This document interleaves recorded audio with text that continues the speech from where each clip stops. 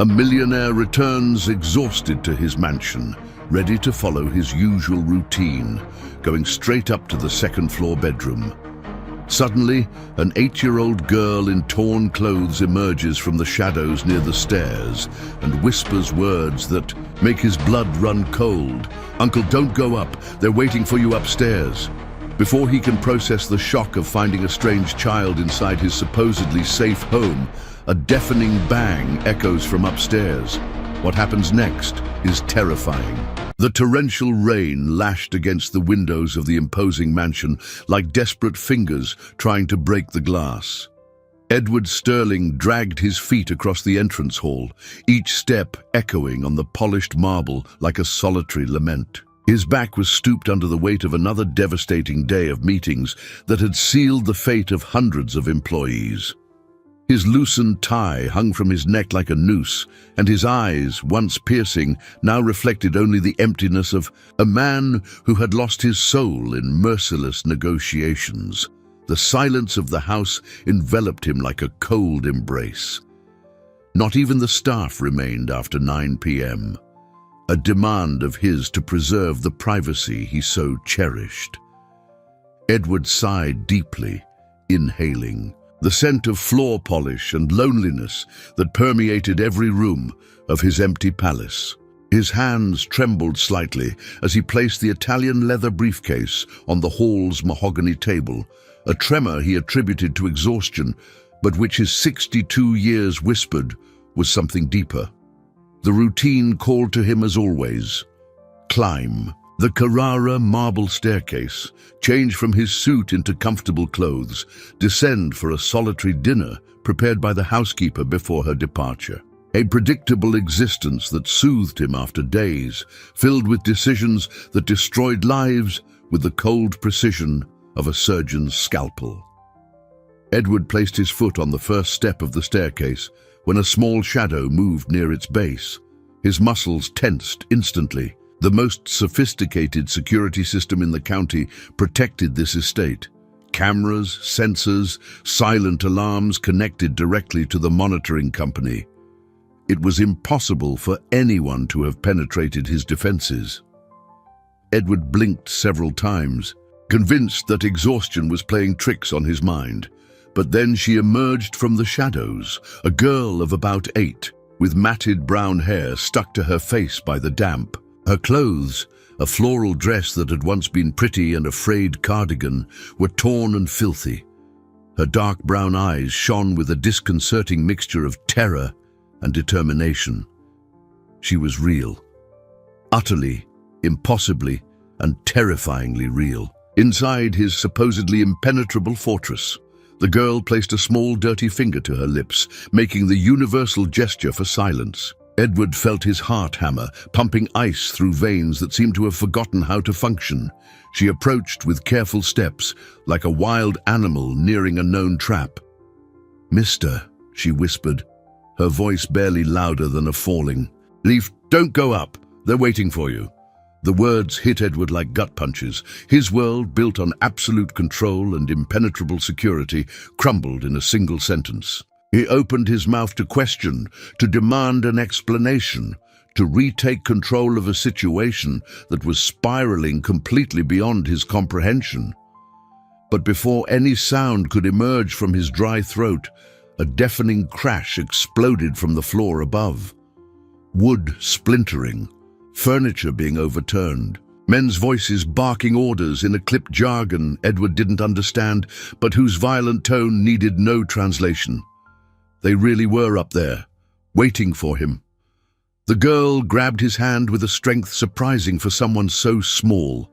Her ice-cold fingers intertwined with his, conveying an urgency that words could not express. "We have to go. Now," she muttered, pulling him toward the back of the house. Edward glanced one last time at the staircase leading up to his bedroom, where unknown criminals awaited his arrival with intentions his mind refused to fully process. Then he looked at the mysterious child who had materialized from nowhere to save his life. Who was she? How had she gotten in? And more importantly, why had she chosen to warn him instead of simply escaping? As she guided him through the shadows towards safety, Edward understood that his life had just taken a completely unexpected turn. Nothing would be predictable or controllable anymore. And maybe, for the first time in decades, that wasn't necessarily a tragedy. The girl led Edward through the dark corridors of the mansion with a familiarity that deeply unsettled him. Her every step was calculated, avoiding the creaky floorboards, skirting the antique furniture without hesitation. How did she know his home better than many of his own staff? Edward's heart hammered against his ribs as more crashes echoed from upstairs, now accompanied by harsh voices arguing about where he could be. "This way," the girl whispered, pulling him toward the kitchen. Her small hands were cold, but they conveyed an iron will that contrasted sharply with her frail appearance. Edward let himself be led, his mind still struggling to process the impossible reality of the situation. In 62 years of building a corporate empire through calculated decisions and absolute control, he had never been so completely dependent on another person, let alone an unknown child. The kitchen was shrouded in shadows, with only the intermittent flashes of lightning from outside creating ghostly silhouettes of the stainless steel appliances. The girl released his hand for a moment to cautiously open the door leading to the back garden. The rain immediately invaded the space, bringing gusts of cold wind that made Edward shiver. "Are you sure?" he murmured, looking out at the storm. The girl nodded vigorously, her eyes shining with a disquieting seriousness. "For one so young, they won't look for us in the rain. At least not right away," she replied, with a wisdom that seemed far beyond her years. "And I know a safe place." Edward hesitated for only a second before following her into the tempestuous night. The rain hit them like a liquid wall, soaking their clothes in seconds. He lost his Italian loafers in the garden mud, but the girl pressed on with unwavering determination, guiding him through a maze of ornamental shrubs and trees that he had paid a fortune for landscapers to create, but had never truly explored. As they moved, Edward tried to organize his thoughts amidst the chaos. Who were those men in his house? How had they breached his security system? And above all, who was this extraordinary child who had appeared at the exact moment to save him? Each question spawned three more, creating a web of mysteries his analytical mind was desperate to unravel. Here, the girl finally stopped near the back wall of the property. Edward looked around, seeing only ivy-covered stone and a small iron gate he didn't recall ever seeing before. With nimble movements, she manipulated a seemingly solid section of the wall, revealing a narrow opening, just wide enough for a thin person to pass through. "How did you—" Edward began, but she was already squeezing through the passage. He followed with difficulty, his suit tearing on the rough stone, and emerged on the other side into a narrow alley that smelled of garbage and urban loneliness. The girl was waiting for him patiently, the rain running down her small face like tears. "Now, we need to get away from the house," she said simply. "They'll realize you didn't go upstairs, and they'll start looking." Edward nodded, still trying to process the surreal turn his life had taken in less than 15 minutes. An hour ago, his biggest concern was choosing between salmon or lamb for dinner. Now he was fleeing from unknown criminals, led by a mysterious girl through deserted streets in the dead of night. As they walked in silence through the dark streets, a burning question finally escaped his lips. "Why did you save me?" The girl stopped abruptly, turning to face him with eyes that seemed to carry the weight of experiences far beyond her age. "Because," she said slowly, "even bad people deserve a second chance." Her words hit Edward like a lightning strike, leaving him breathless. How did she know about his questionable decisions? about the lives he had destroyed in the name of profit. Who exactly was this child, and what else did she know about him? The girl led Edward through deserted streets for nearly an hour, her bare feet navigating with precision between puddles and urban debris. He followed in silence, his mind churning with questions he didn't dare to verbalize.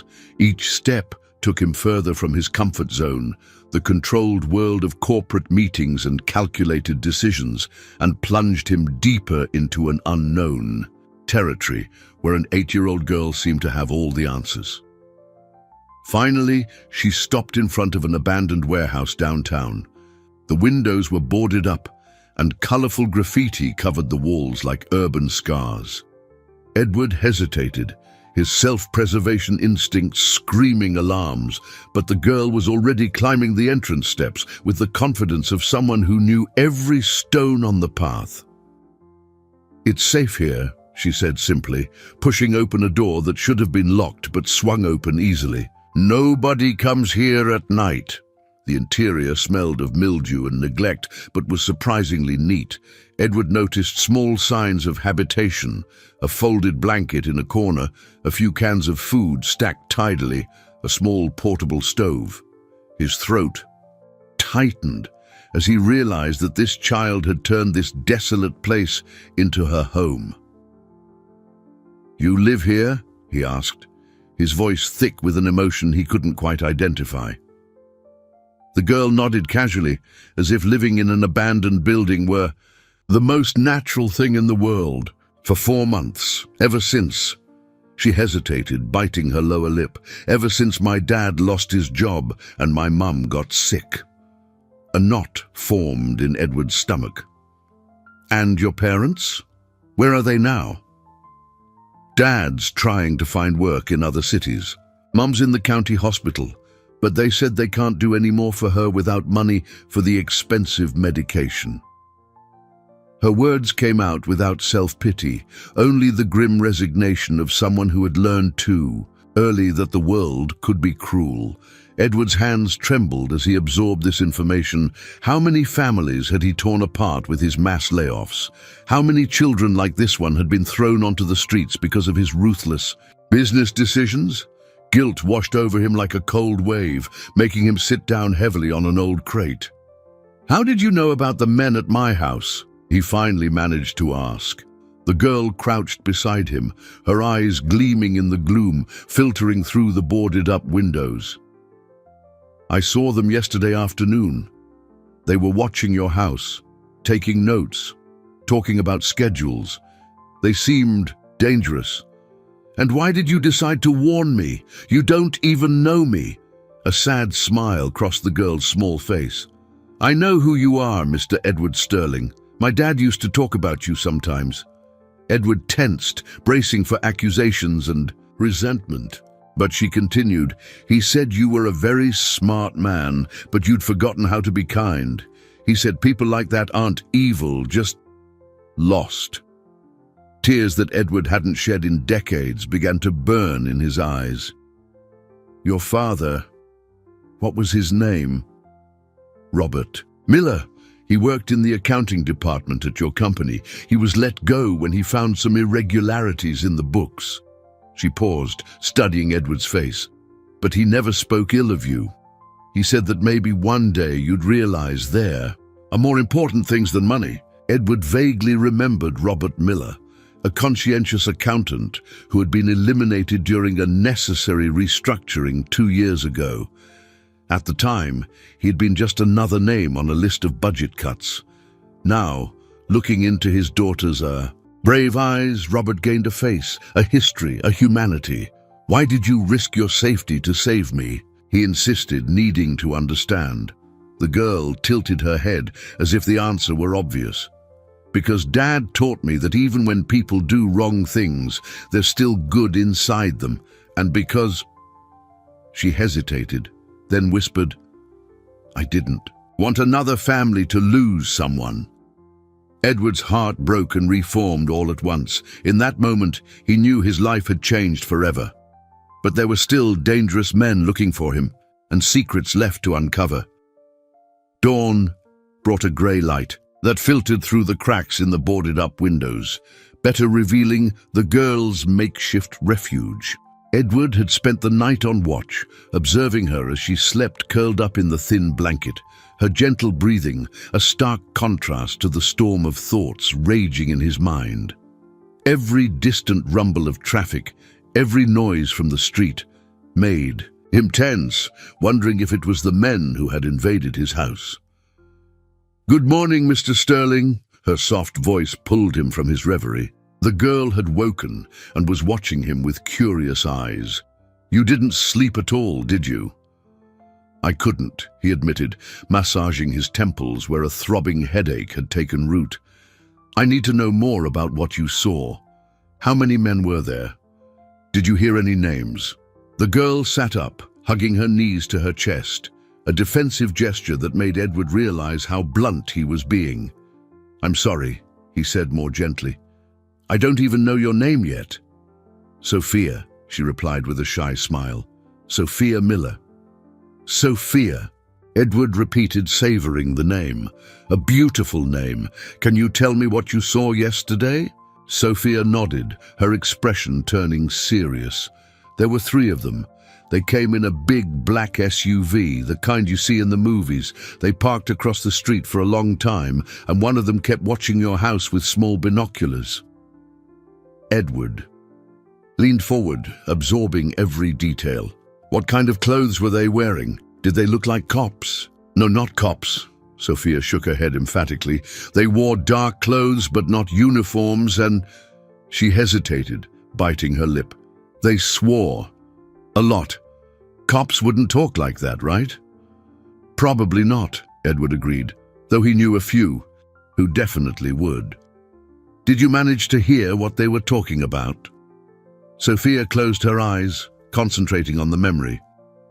"They said you always come home at 9 o'clock, that you always go straight up to your room, and that—" She paused, looking uncomfortable. "That it would be easy because you live alone and send all the staff home early." Edward's blood ran cold. They didn't just know his routine, they knew the intimate details of his domestic habits that required either prolonged surveillance or an inside source. "Anything else?" "One of them complained he was tired of waiting, said they wanted to get Project Sterling over with." Sophia opened her eyes, meeting Edward's worried gaze. "What's Project Sterling?" Edward swallowed hard. A project bearing his name indicated detailed professional planning. These weren't common criminals looking for an opportunistic score. They were professional killers with a specific target.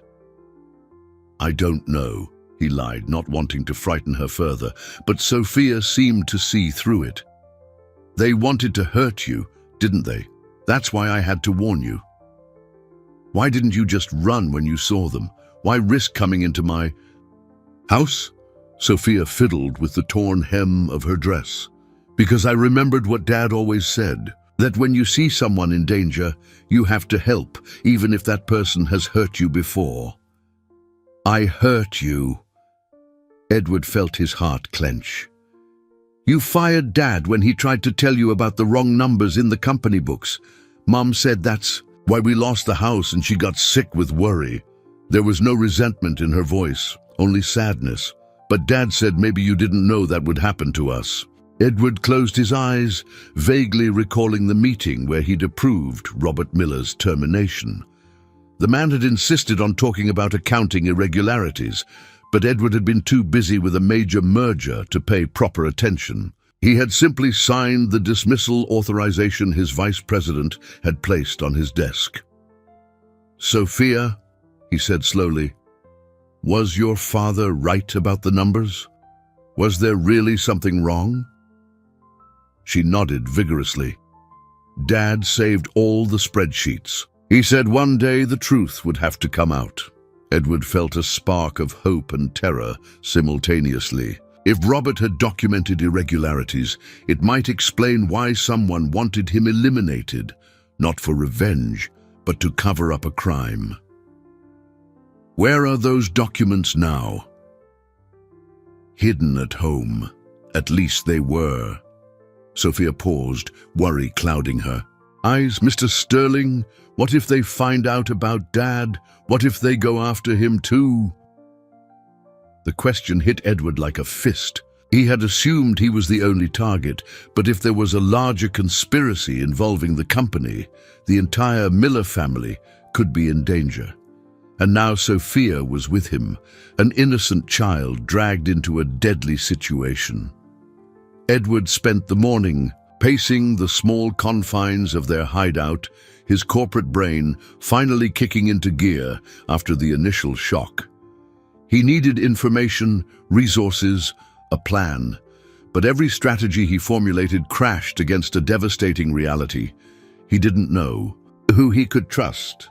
If there was a conspiracy at his company large enough to warrant his assassination, how many of his own executives were involved? Sophia, he called, interrupting the girl who was quietly playing with some scraps of colored paper she had found. I need to make some calls, but I can't use my cell. They could be tracking it. She pointed to a payphone across the street, visible through a crack in a boarded-up window. That one still works. I use it sometimes to call the hospital and ask about Mom. Edward nodded, checking his pockets for change. He found only credit cards and $100 bill, the instruments of a privileged world that seemed useless. Now, Sophia saw his predicament and smiled, producing a handful of quarters from some secret pocket in her torn dress. You can use these, she offered generously. Sophia, that's your money. You need... Dad always said money is only good for something when it helps other people. She cut in with the simple wisdom of a child who had learned lessons that millionaire executives took decades to grasp. Edward walked down to the pay phone, the quarters weighing in his hand like tiny treasures. His first call was to Marcus, his CFO of 15 years, and the person he trusted most at the company. The phone rang several times before a sleepy voice answered. Marcus, it's Edward. I need you to meet me, urgently. Edward? Man, it's 8 a.m. on a Saturday. And why are you calling from a strange number? It's complicated. Can you meet me at the Central Diner in an hour? And Marcus, don't tell anyone about this call. There was a suspicious pause. All right, but you're worrying me. Did something happen? Edward hesitated. The concern in Marcus's voice sounded genuine, but after last night his paranoia was on high alert. I'll explain when I see you. Back in the abandoned warehouse, he found Sophia packing her few belongings into a small pink backpack. Where are you going? He asked, feeling an unexpected pang of panic. I'm going with you, she replied simply. It's not safe for us to be apart now. Edward started to protest, but realized she was right. If they found out about Robert Miller and his family, Sophia would be a target too. Besides, in less than 24 hours, this extraordinary girl had become his only trusted ally in a world that suddenly seemed filled with enemies. The Central Diner was a modest downtown establishment, the kind of place Edward would never normally set foot in. He chose a booth in the back, watching as Sophia ordered a hot chocolate at the counter with the self-possession of someone used to taking care of herself. She returned, carrying 2 mugs. She had ordered a coffee, for him, without being asked. Thank you, he murmured, touched by the gesture. Marcus arrived on time, but something in his posture made Edward tense. His CFO looked nervous, his eyes scanning the diner as if looking for someone. When he finally spotted Edward, his expression was one of relief, but also guilt. Edward, what a relief to see you. When I heard your house was broken into... You heard? Edward leaned forward. How? Marcus swallowed hard. The security company called me when the alarms went off and they couldn't reach you. I went over there with the police this morning. And did they find anything? They did. Marcus lowered his voice. Edward, these weren't common burglars. Professional gear, listening devices, blueprints of the house. Someone planned this meticulously. Edward watched Marcus's face carefully. It was too much information, delivered too quickly. "How did you get all those details? The police don't usually share evidence." A flush crept up Marcus's cheeks. "I have a few contacts in the department. I thought you'd want to know." "Marcus," Edward said slowly, "do you happen to know anything about irregularities in the company's books?" His CFO's face went pale. His hands trembled slightly before he hid them under the table. "Why are you asking that?" Edward had his answer. 15 years of trust evaporated in a second. Sophia, who had been quietly playing with the straw in her hot chocolate, looked up and met Edward's gaze. A silent understanding passed between them. Once again, it was time to run. Edward rose slowly from the table, each movement calculated to seem casual. Sophia understood immediately, grabbing her backpack with equally natural movements. Marcus was still talking nervously about the details of the break-in, but his words sounded distant and meaningless to Edward, who now saw his CFO through a completely different lens. "Marcus," he interrupted gently, "I need to use the restroom. Sophia, come with me." The girl nodded, sliding from her seat with the silent agility Edward had come to admire.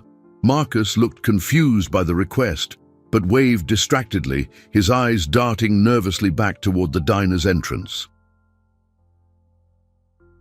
In the narrow hallway leading to the restrooms, Edward whispered quickly, "Is there a back way out?" Sophia pointed to a door marked "Employees Only" at the end of the hall. "Through there. It leads to the alley."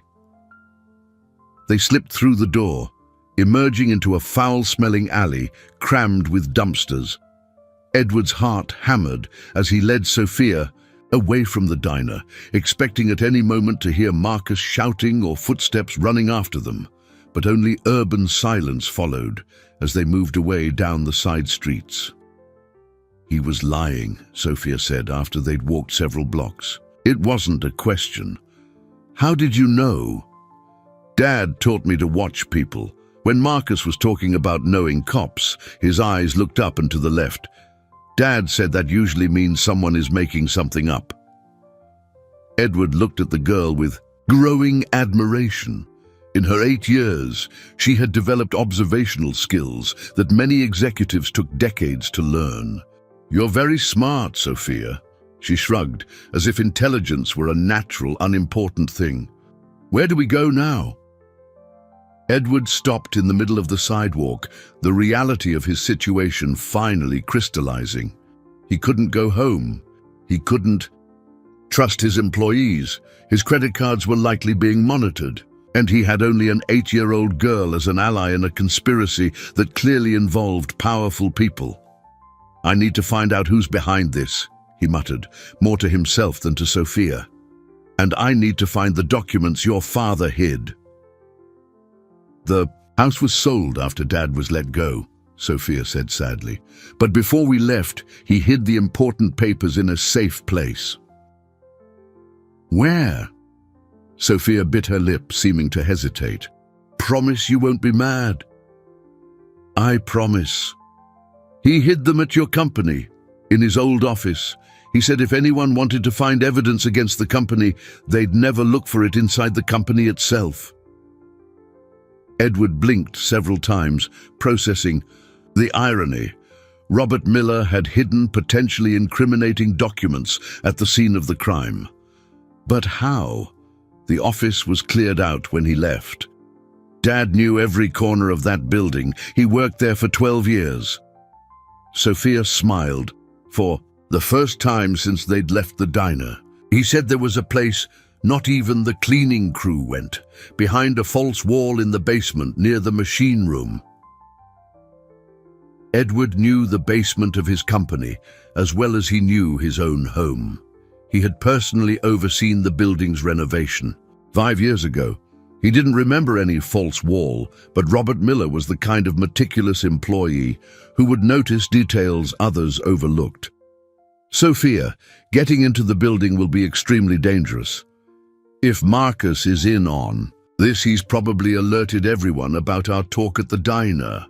So we need to go in when no one is expecting it, she answered logically, like last night, when no one imagined I'd be in your house. Edward shook his head, marveling at the girl's unshakable courage. It's too risky. You're just a child. Sophia met his gaze with eyes that seemed much older than 8. Mr. Sterling, I've lived on the streets for 4 months. I've survived things that would make grown men cry. And besides, she took his hand with iron determination. Dad always said that when you find your family, you fight for them no matter what. Your family. You protected me all night. You shared your coffee with me. You treated me like I matter. Tears welled in Sophia's brown eyes. I haven't had a real family in a long time. I'm not going to abandon ours now. Edward felt something break and simultaneously rebuild inside his chest. For the first time in decades, someone had chosen to stand by him not for money or self-interest, but out of genuine loyalty. All right, he said finally, we'll get your father's documents, but we do it my way, very carefully. Sophia nodded vigorously. When? Edward looked up at the overcast sky, where the sun struggled to break through the heavy clouds. Tonight, when they all think we're hiding and afraid. The glass and steel tower of Sterling Enterprises stood against the night sky like a dark monolith. Edward watched the building that had been the center of his life for 3 decades, now seeing it through the eyes of an intruder. Security lights cast distorted shadows across the plaza, and surveillance cameras pivoted on their predictable arcs, movements Edward knew by heart from years of watching them from his 40th floor window. Sophia remained crouched beside him, behind a dumpster, studying the patterns of the night guards with the intensity of a military strategist. The guard at the east entrance does a full round every 20 minutes, she whispered, and there's a 3-minute window when the back cameras don't cover the basement entrance. How do you know all this? Edward asked, impressed once again. By the girl's observational skills. Dad brought me here a few times when Mom was working late at the hospital. While he finished reports, I'd play a game of counting the patterns. She smiled sadly. He said it was important to always pay attention to what's going on around you. Edward felt a pang of remorse, picturing Robert Miller working unpaid overtime while caring for his young daughter, desperately trying to keep the job Edward would eventually take from him for reasons that now seemed petty and unjust. It's time, Sophia touched his arm. The guard just started his round. They moved like shadows along the side of the building, Sophia guiding Edward through a maze of air conditioning units and pipes he had never noticed in all his years of entering through the front door. The basement entrance was hidden behind a ventilation grate that Sophia manipulated with the familiarity of someone who had played there many times. The basement smelled of machine oil and mildew, an underworld that existed completely separate from the luxurious offices on the upper floors. Sophia navigated the narrow corridors with confidence, leading Edward deeper into the building's guts until they stopped before a wall that looked completely ordinary. Here, she said simply, pressing a specific section of the plaster. To Edward's astonishment, a part of the wall shifted, revealing a small, empty space behind it. How did your father find this? He helped with the building renovation years ago. He said he found this space by accident when a pipe burst. Sophia reached into the hole and pulled out a thick plastic envelope, sealed against moisture. Dad always kept important things like this. Edward took the envelope with trembling hands, feeling the weight of the documents inside. But before he could open it, a familiar voice echoed down the corridor. I really was hoping you'd be harder to find, brother. Edward turned slowly, his blood freezing in his veins. Emerging from the shadows of the hallway, flanked by 2 men in dark clothes, was Richard Sterling, his younger brother and the company's vice president. Richard, Edward could barely get the name out. "What are you doing here?" Richard smiled, but there was no warmth in his expression. "Same thing as you, I imagine, looking for documents that could cause unnecessary problems for our family." Sophia instinctively hid behind Edward, but her eyes remained alert, scanning for possible exits. Edward put a protective arm around her, his mind struggling to process his brother's presence in this impossible situation. "You shouldn't be here," Richard continued, his voice carrying a coldness Edward had never heard before. "You should have gone up to your room last night, like you always do. It would have been so much simpler for everyone." The truth hit Edward like a physical blow. You're behind the men at my house." "Behind them?" Richard laughed, a humorless sound. "Edward, I planned every detail. Your predictable habits, your inflexible routine, your arrogant certainty that you were safe behind all those cameras and alarms." He paused, looking at Sophia with curiosity. "Though I'll admit, I didn't plan for your little savior here." Edward held Sophia tighter, feeling her tremble against him. Not with fear, he realized, but with anger. "Why, Richard? Why would you do this?" "Because you ruined everything." Richard's cold mask finally slipped, revealing years of built-up resentment. Always the perfect son, always the chosen heir, always getting all the credit for the company's success. But I did the dirty work, Edward. I created the schemes that made us rich, and when employees like Robert Miller started asking questions, "You killed my dad." Sophia emerged from behind Edward, her small voice filled with a fury that made even the armed men flinch slightly. Richard looked at her with genuine surprise. "Killed? Who said anything about killing?" He laughed again. "Silly child, your father is very much alive.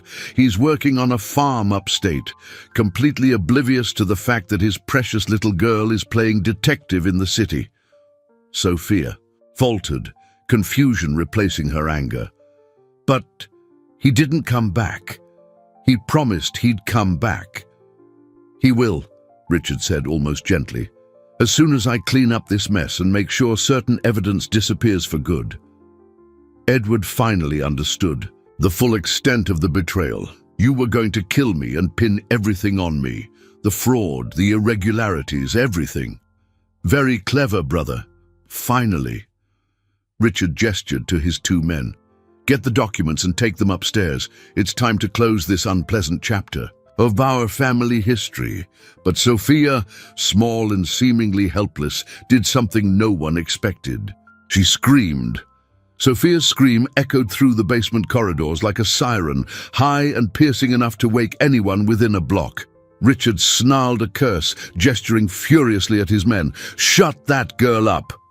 But Sophia had already wrenched free from Edward's arm and darted, not to escape, but toward the main electrical panel on the nearby wall. Edward watched in shocked admiration as she pulled levers and slammed buttons with the precision of someone who had watched every detail of this place during her visits with her father. The basement lights died instantly, plunging them all into complete darkness. Emergency alarms began to blare throughout the building, and the security system's computerized voice announced, "Power failure detected.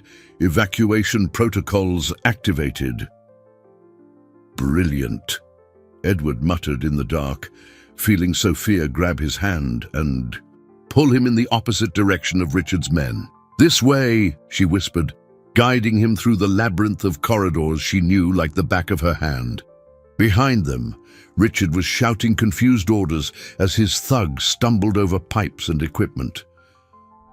Sophia led Edward through a series of narrow passages he never knew existed, up service stairs, and finally emerged on the building's ground floor. The main lobby was bathed in flashing red emergency lights, and security guards were running in every direction, trying to determine the cause of the power failure.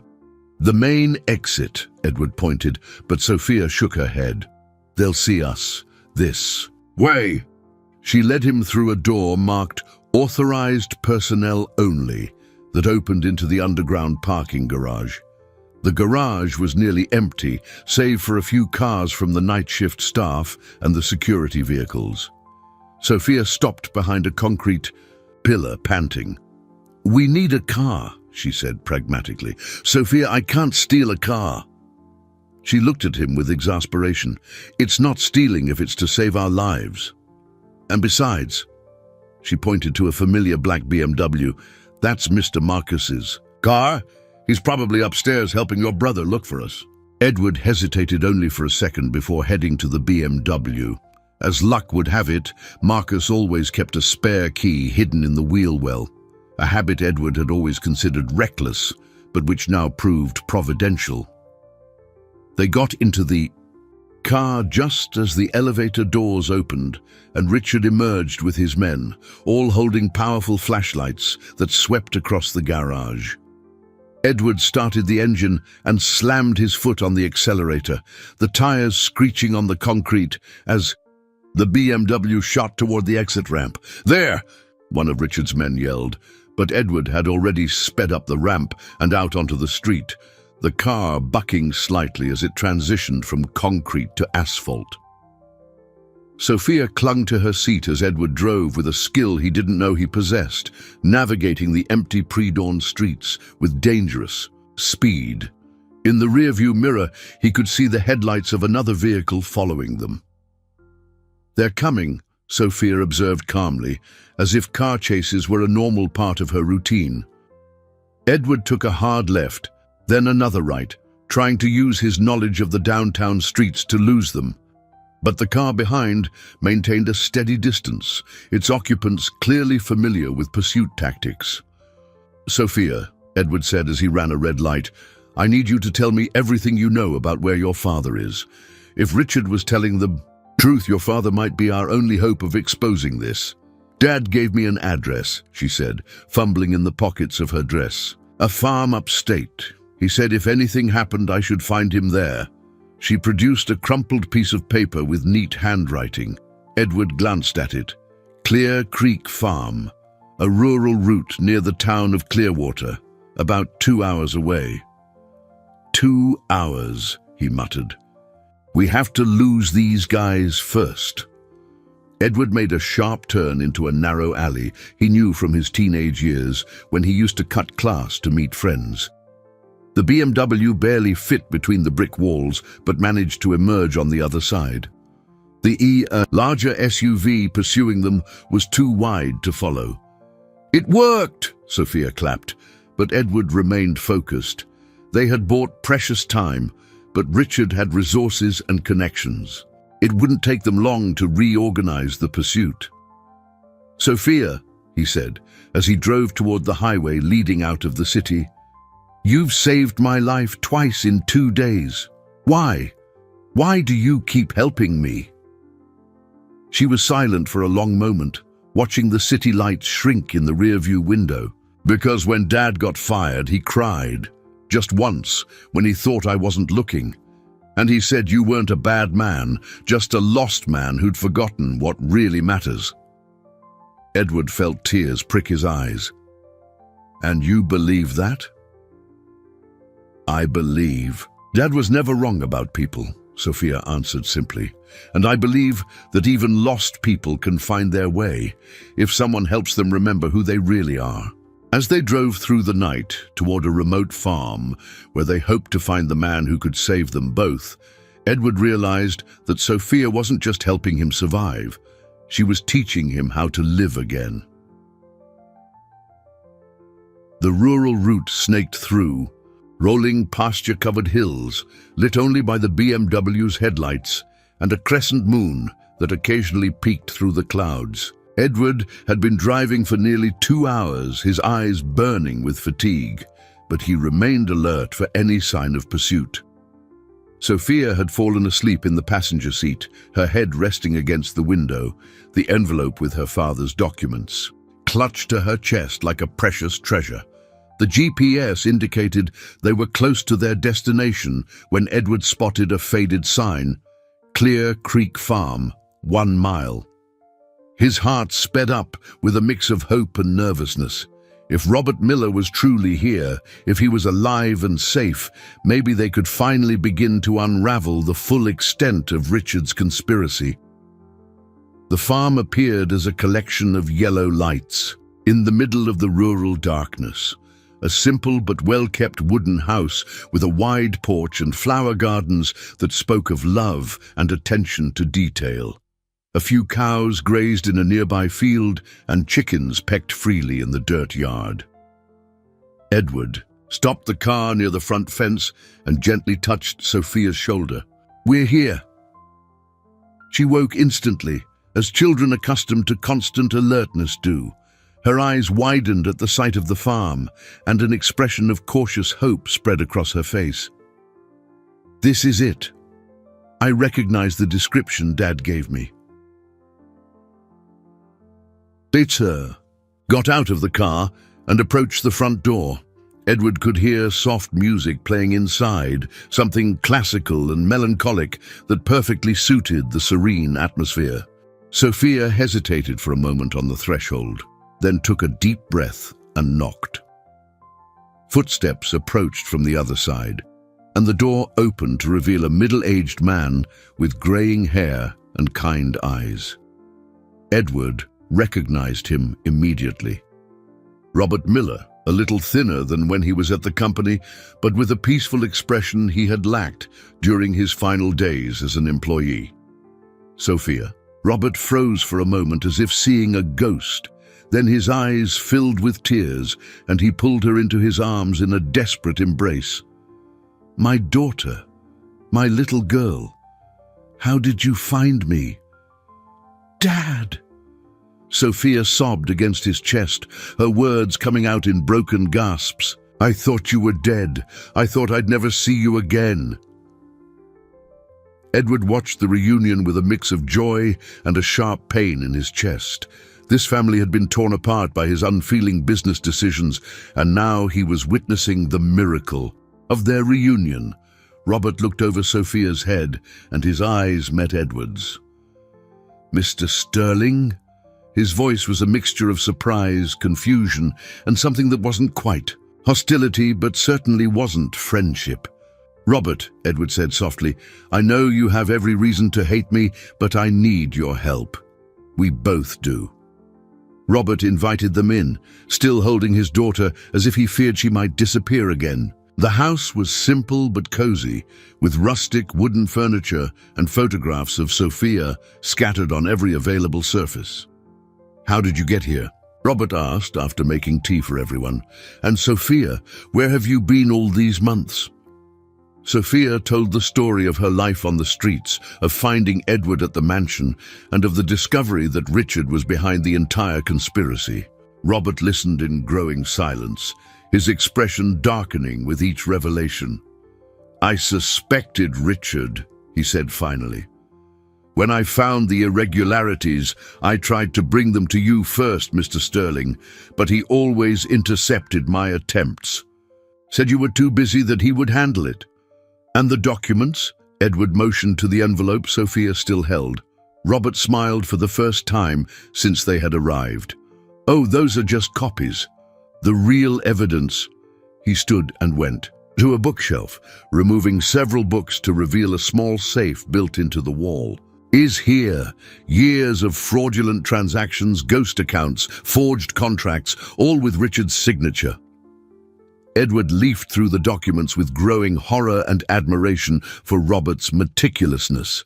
There was enough evidence not only to incriminate Richard, but also to trace a network of corruption that extended to other companies and public officials. "Why didn't you take this straight to the police?" Edward asked. Robert looked at Sophia, who had snuggled up beside him on the couch. "Because he threatened to hurt my family if I talked. He said he had connections everywhere, that he could make my daughter disappear without a trace."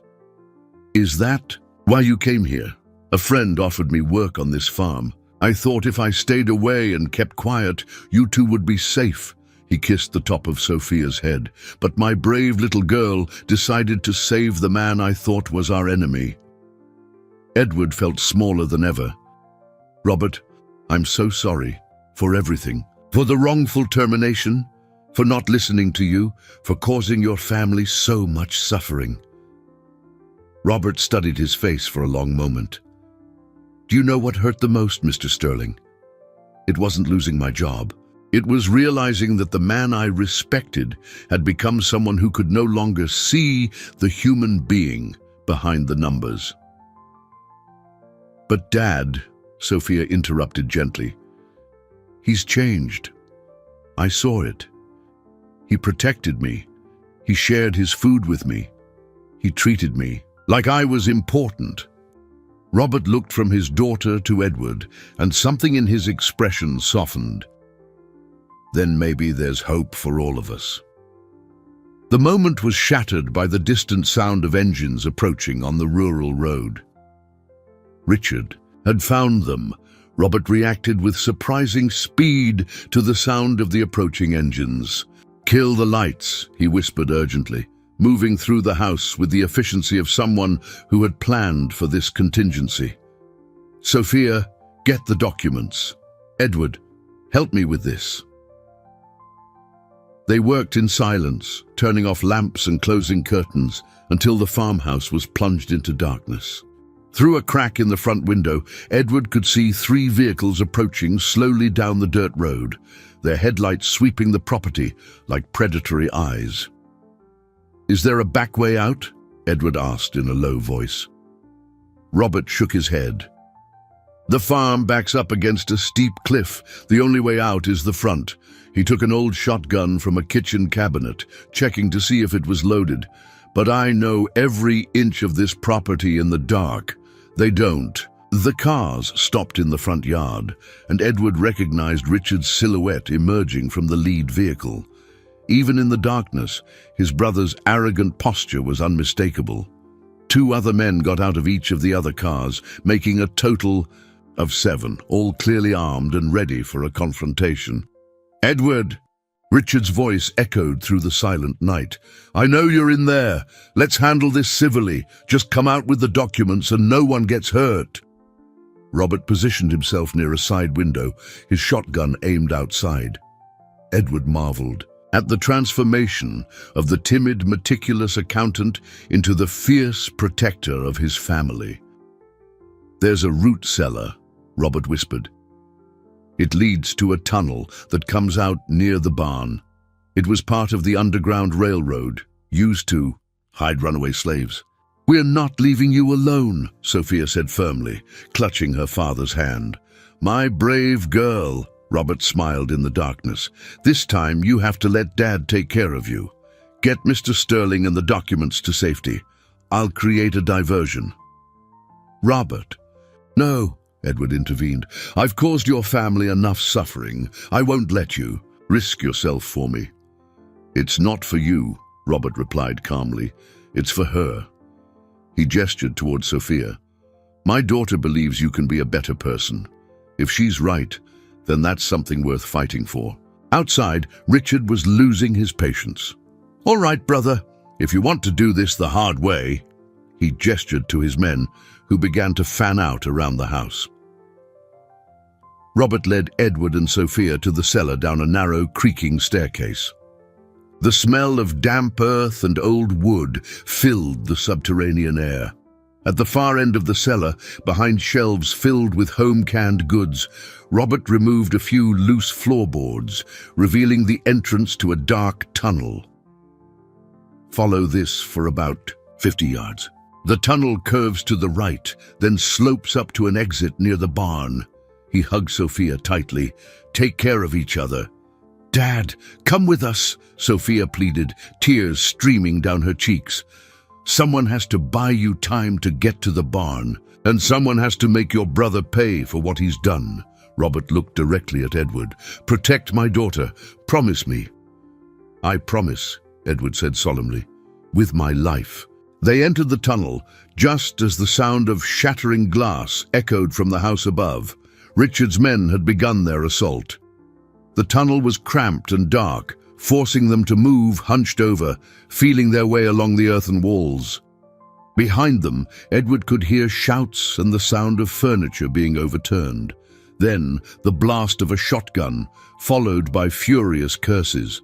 Robert was keeping his promise to distract them. The tunnel seemed to stretch on forever in the blackness. But finally, Edward felt a draft of cool air, signaling they were approaching the exit. They emerged behind the barn, the rural night enveloping them with its smells of hay and livestock. "Dad's truck," Sophia pointed to a small pickup parked near the barn. "He always leaves the key under the seat." Edward found the keys quickly, but hesitated before starting the engine. "Sophia, I can't just leave your father back there. If we go back now, his sacrifice will be for nothing," she answered with a wisdom that broke Edward's heart. "Dad wants us to be safe. That's how we can honor him." Edward started the engine just as more shots echoed from the house. This time, they weren't just from Robert's shotgun. He floored the accelerator, driving without headlights down the back road Robert had mentioned, guiding them only by the light of the moon.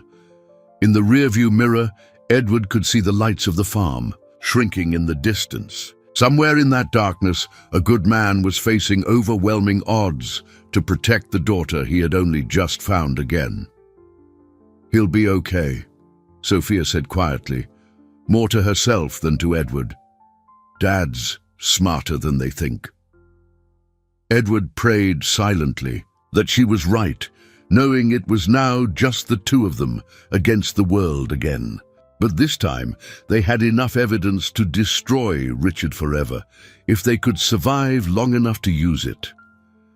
Edward drove down the dark country road for nearly an hour before pulling into an abandoned gas station on the edge of the highway. His hands were shaking on the steering wheel, not just from exhaustion, but from a toxic mix of adrenaline, guilt, and fear for Robert's fate. Sophia sat silently beside him, clutching the documents to her chest, her eyes fixed on the direction from which they had come. "I need to try calling the police," Edward said finally, pointing to a rusty payphone near the boarded-up station. "What if the police are involved too?" Sophia asked with the justified paranoia of someone who had learned that adults in positions of authority weren't always trustworthy. Richard said he had connections everywhere. Edward paused, considering her words. In the past few days, he had discovered that people he had trusted for years, Marcus, his own brother, were his enemies. How many others were part of the conspiracy? "So, what do you suggest?" Sophia bit her lip, thinking hard. "The reporter. The one who always asked you the tough questions at press conferences. What was her name?" "Carla Vance," Edward remembered. "From investigative TV. Dad always said she was one of the only honest journalists in the city, that she couldn't be bought or intimidated." Sophia looked at Edward with determination. "If she saw this evidence?" Edward nodded slowly. Carla Vance had a reputation for being incorruptible, known for exposing corporate scandals regardless of how powerful the players were. If anyone could get the evidence against Richard out to the public, it was her. But how to contact her safely? Edward remembered that Carla often worked late at the investigative TV studios. It was nearly 4 in the morning. She might be there prepping the morning news. He dialed the station's number from the payphone, using a few of the quarters Sophia had saved. "Investigative TV, night." "Desk," a sleepy voice answered. "I need to speak with Carla Vance. It's an emergency." "She's here, but she doesn't take calls from strangers. Who's calling?" Edward hesitated. Giving his real name could alert the wrong people to his location. "Tell her it's about the accounting irregularities at Sterling Enterprises. She'll want to take the call." A few minutes later, Carla's familiar, sharp voice came on the line.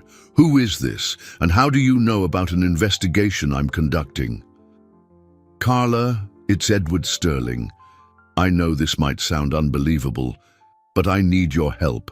I have proof of a conspiracy that goes far beyond what you imagine." There was a long pause. "Edward Sterling is wanted by the police for corporate fraud. if you're really him. Exactly, and those charges were fabricated by my brother Richard to cover up his own crimes. Edward took a deep breath. Carla, you've known me for years. You may not like my business methods, but you know I'm not a criminal. Another pause.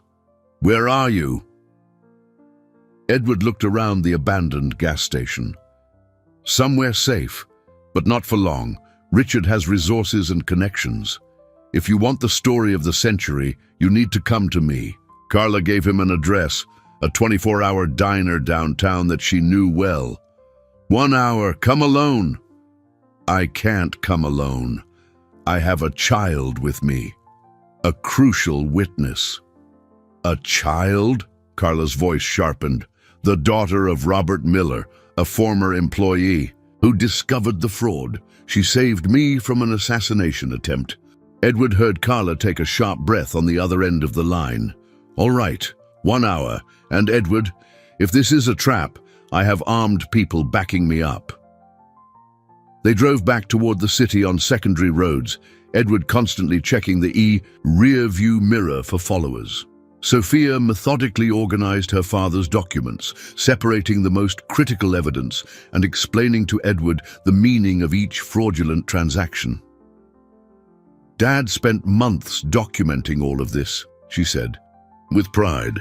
Every number, every date, every forged signature. He used to say the truth always leaves a trail, even when people try to hide it. The central diner, the same place where Edward had met with Marcus, was nearly empty when they arrived. Carla. Vance was waiting for them at a back booth, a middle-aged woman with salt and pepper hair and piercing eyes that missed little. She stood as they entered, her gaze immediately landing on Sophia. You must be Sophia Miller, she said gently. I've heard a lot about you. Sophia nodded shyly, but stayed close to Edward.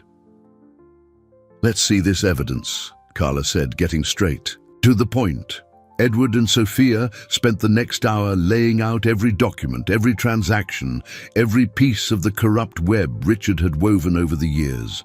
Carla asked precise questions, took detailed notes, and photographed the most important documents. This is explosive, she murmured finally. If half of this is true, it will destroy not only your brother, but several other prominent figures in this city. It's all true, Sophia said firmly. Dad never lied about numbers. Carla smiled at the girl, then looked seriously at Edward. You realize this also exposes your own negligence as CEO. You may not have committed the crimes, but you allowed them to happen under your watch. Edward nodded. I'm prepared to face the consequences of my failures, but Richard needs to be stopped before he hurts anyone else. Carla was starting to reply when her phone rang. She answered, her expression growing more and more concerned as she listened. Edward, she said when she hung up, we have a problem. The police just found Robert Miller's body at the farm. Sophia let out a choked cry, as if she'd been punched in the gut. But the official story, Carla continued quickly, is that he was killed by you during a kidnapping attempt. Sophia collapsed into the booth, her small face twisted with a grief no child should ever have to bear. Edward pulled her into his arms, feeling her tremble against his chest as silent tears streamed down her cheeks. His own heart shattered as he realized the brave girl who had saved his life was now an orphan because of his own past business choices. I'm so sorry. Sophia, he murmured, his own tears mingling with her matted hair. Your father died because of me. I'll never forgive myself.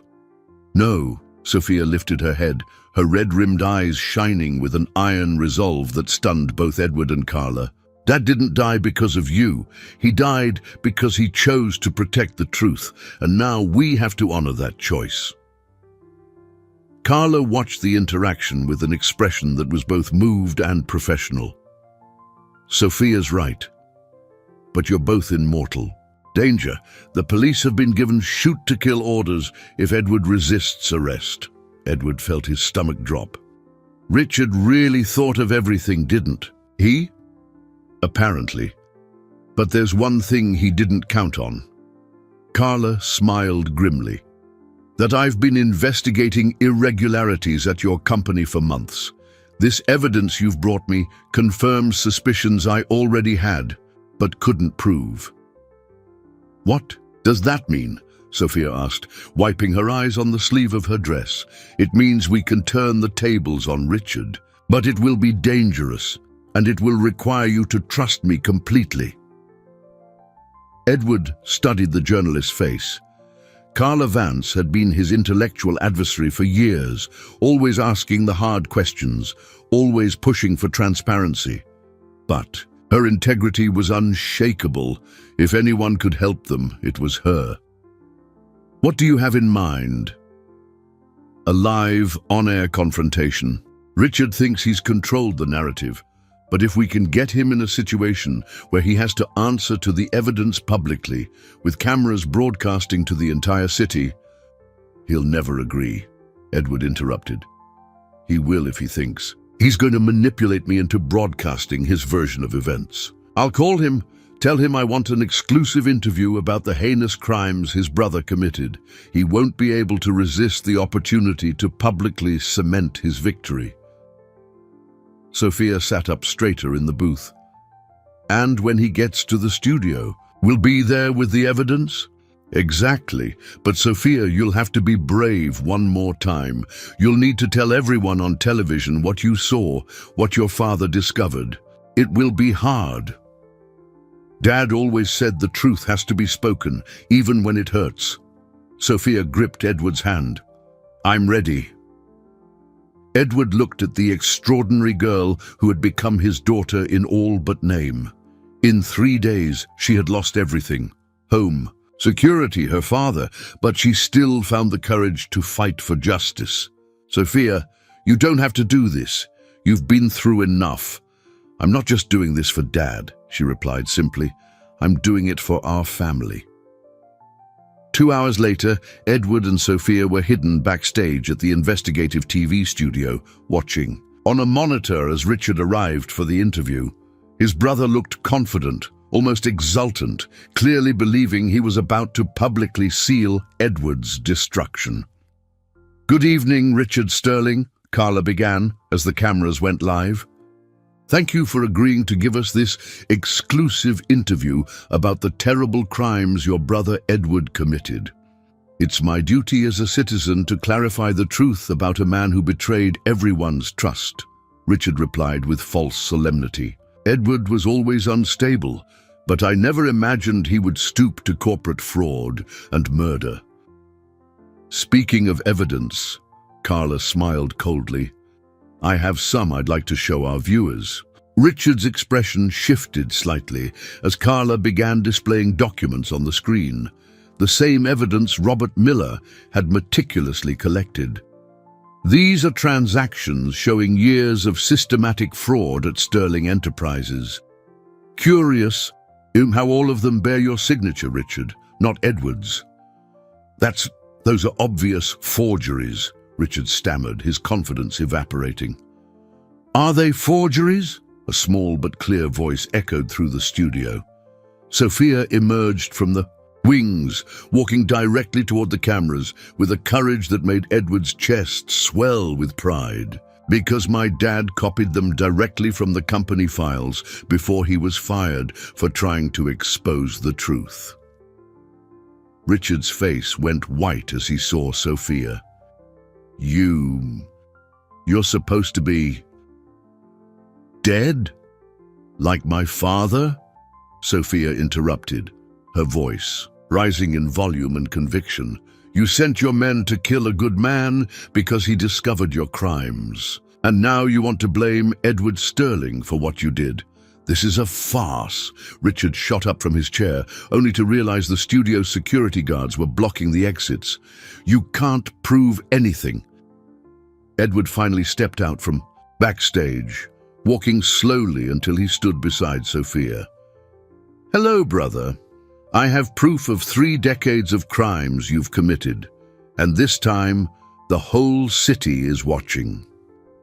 Richard looked around desperately, realizing he had walked into a perfect trap. The cameras captured every bead of sweat on his forehead, every tremor in his hands. "This is your chance to confess," Carla said calmly, "or we can continue presenting evidence until there's no doubt in anyone's mind who the real criminal is." "Here." Richard looked at Edward, then at Sophia, finally understanding that he had lost.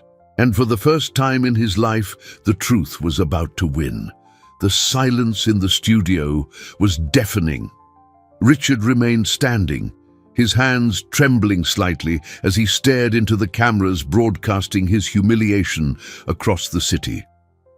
Edward could see the exact moment the reality of the situation crashed down on his brother. There was no escape, no convincing lie, no amount of power left to cover up decades of crime.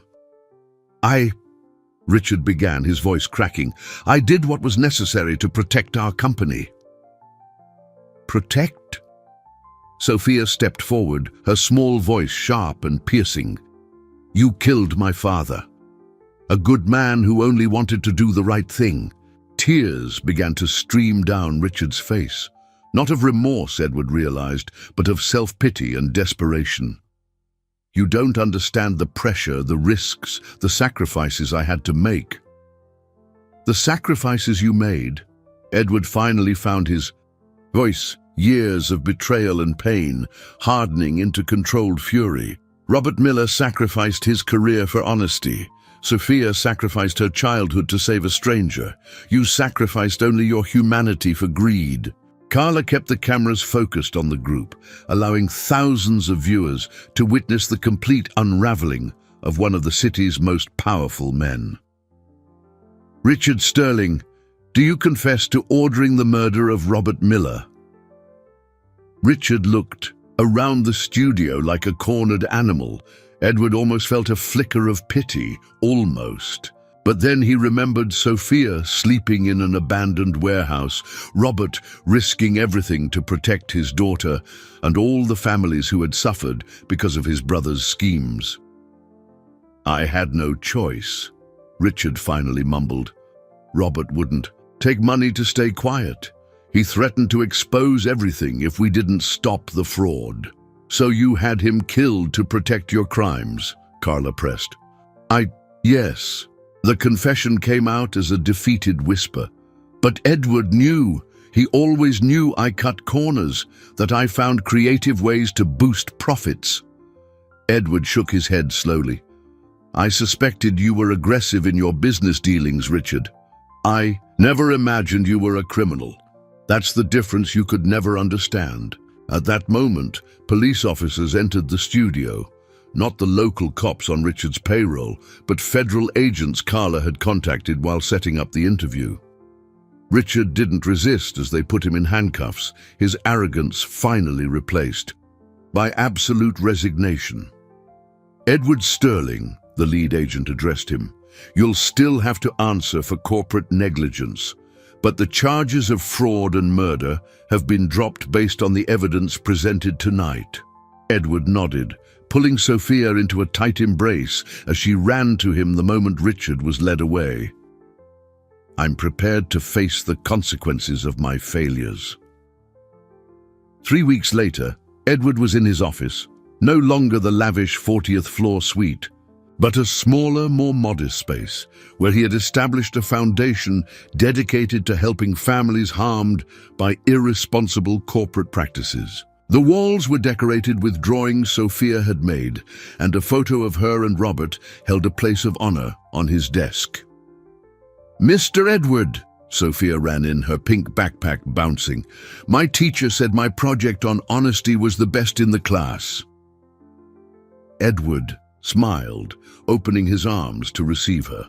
In the past few days, they had finalized the adoption papers, making official what already existed in their hearts. Sophia Miller Sterling was officially his daughter, and he was officially responsible for raising the bravest child he had ever known. "I'm so proud of you," he said, kissing the top of her head. "Your father would be proud too."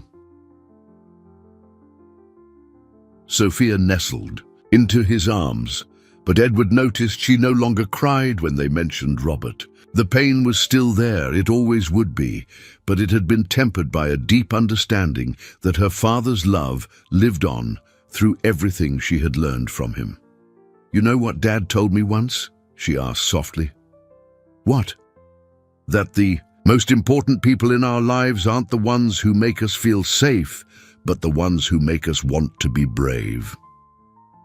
She looked up into Edward's eyes. "You made me want to be brave. And Dad made you want to be good." Edward felt tears prick his eyes. "And you taught me that family isn't just about blood, it's about choosing to take care of each other no matter what." They sat in silence for a moment, watching through the window as children played in the park across the street. Edward had lost a corporate empire, but he had gained something infinitely more valuable, a real family and the chance to be the man Robert Miller had always believed he could be. "Can I ask you something?" Sophia said finally. "Anything." "Do you miss the big mansion?" Edward looked around his simple office, then at the extraordinary daughter who had chosen to love him in spite of everything. "I never really had a home until now," he answered honestly, and he truly never had. 1 year had passed since the stormy night that changed 2 lives forever. Edward stood in the yard of his new house, a cozy home in a family neighborhood, a world away from the cold, isolated mansion he had inhabited. For decades, the sound of children's laughter filled the air as Sophia played with friends, a sight that warmed his heart in ways corporate profits never could. "Daddy Edward!" Sophia ran to him, her hair flying in the wind, carrying a bouquet of wildflowers she had picked. "These are for Daddy Robert's grave." Every Saturday they visited the cemetery where Robert Miller had been laid to rest with the honors befitting a hero. Edward had insisted on a beautiful memorial that described Robert as a man of unshakable integrity who gave his life for the truth. Sophia always brought fresh flowers and told her father about her week. As they walked to the car, Edward reflected on the extraordinary changes the past year had brought. The foundation he'd created had already helped over 200 families harmed by corporate malfeasance. Ironically, doing good proved more fulfilling than any business deal he had ever closed. Sophia had blossomed in ways that constantly amazed him. Her natural intelligence, combined with the stability of a loving home and a proper education, had turned her into a brilliant student and a confident child. But she never lost the extraordinary compassion that had led her to save a stranger on that first night. "You know," Sophia said, as Edward drove toward the cemetery, "my teacher asked us to write about our heroes for an essay." "And who are you going to write about?" Sophia smiled, swinging her legs from the back seat. "About Daddy Robert, of course, but also about you." Edward felt a lump form in his throat.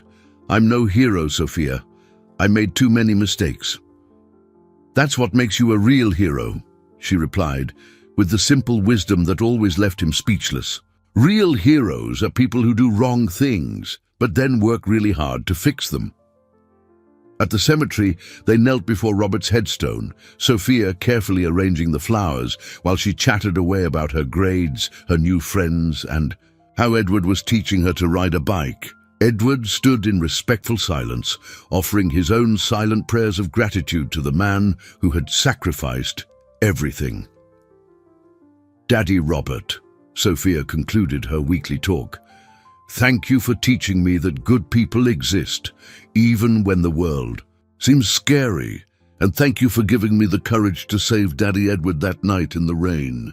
On the way home, Edward thought about the extraordinary chain of events that had brought a brave child to his mansion's hallway at that exact moment.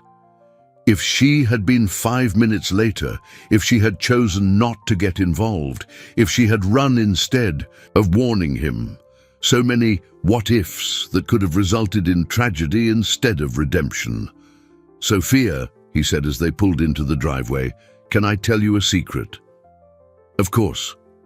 "That first night, when you warned me not to go up the stairs, do you know what impressed me the most?" What? "It wasn't just your courage. It was the fact that you, a complete stranger who had every reason to hate me, looked at me and didn't see a monster. You saw someone who needed saving." Sophia tilted her head, considering this. "Maybe I just knew deep down that you needed a family as much as I did." That night, after Sophia had gone to bed, Edward sat in his favorite armchair, not an expensive Italian piece, but a comfortable rocking chair he'd found at a thrift store, and reflected on the extraordinary journey his life had taken. He had lost a brother to greed and betrayal. He had lost a company built over decades. He had lost a fortune it had taken a lifetime to amass. But he had gained something infinitely more precious, a daughter who loved him, not for what he had, but for who he had chosen to become. The staircase of his new home creaked softly as Sophia padded down from her room, clutching her favorite teddy bear. "I forgot to say goodnight," she said, climbing into his lap. Edward hugged her, breathing in the scent of baby shampoo and innocence. "Good night, my brave girl." "Good night, Daddy Edward. Thanks for teaching me that real families choose each other." As he carried Sophia back to her room, Edward glanced at the staircase leading to the second floor of his new home. There was nothing threatening about it, nothing sinister or dangerous. It was just an ordinary staircase leading to rooms filled with love and happy memories in the making. But he would never forget the other staircase, the one that had nearly led to his death, but had instead led him to his real life. Sometimes, he mused, our darkest moments are actually doorways to our greatest light. Edward tucked Sophia into her bed, kissed her forehead, and whispered, "Sweet dreams, my love." And for the first time in decades, Edward Sterling went to sleep, knowing with absolute certainty that he was truly loved, truly home, and truly blessed. The brave girl in the shadows hadn't just saved his life. She had saved his soul.